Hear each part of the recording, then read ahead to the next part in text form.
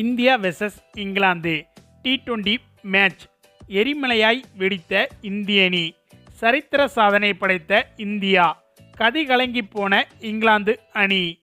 அதாவது இந்தியா மற்றும் இங்கிலாந்து அணிகளுக்கு இடையே இந்த மாதம் முக்கியமான கிரிக்கெட் தொடர் நடைபெற இருக்கிறது. இந்த தொடரில் 5 T20 போட்டிகளும் 3 ஒருநாள் போட்டிகளும் நடைபெற இருக்கிறது.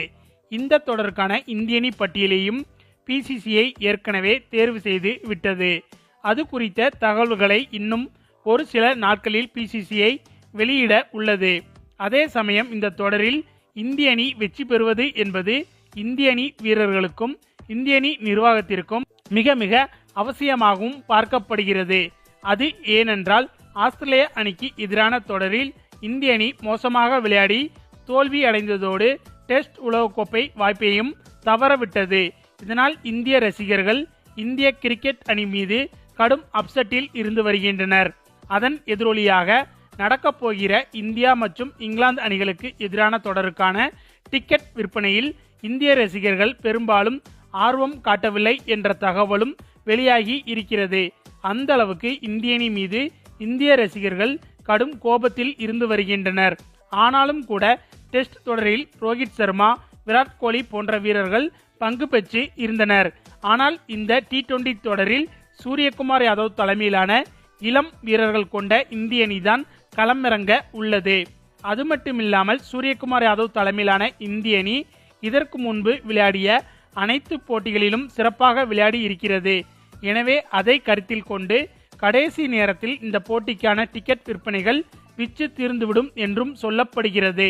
ஆனாலும் கூட ஆஸ்திரேலியா அணிக்கு எதிரான தொடரில் இந்திய ரசிகர்களின் நம்பிக்கையை இழந்த நம் இந்திய அணி தற்போது இந்த தொடர் மூலமாக இந்திய ரசிகர்களின் நம்பிக்கையை மீட்டெடுக்க வேண்டிய கட்டாயத்திலும் உள்ளது. அதன் எதிரொலியாகத்தான் தற்போது இந்த இரு அணிகளுக்கு எதிராக இப்போதே வார்ம்-அப் போட்டிகளை தொடங்கிவிட்டது PCCI.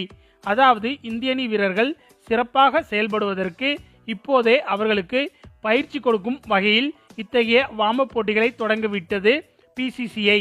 அப்படியாக நடைபெற்ற சமீபத்திய வார்ம்-அப் T20 போட்டி ஒன்றில் முதலில் பேட்டிங் செய்த இந்திய அணி 20 ஓவர்கள் முடிவில் 396 ரன்கள் வரை எடுத்திருந்தது.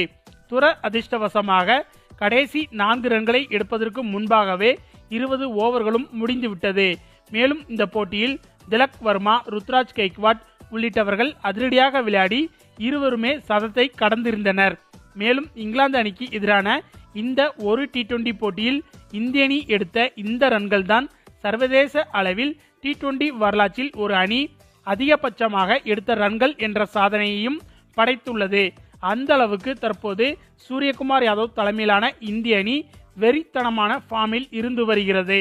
அது மட்டுமில்லாமல் இந்த போட்டியில் இங்கிலாந்து அணியை 210 ரன்களில் சுருட்டி இந்திய அணி பிரம்மாண்ட வெற்றியையும் பெற்றிருந்தது.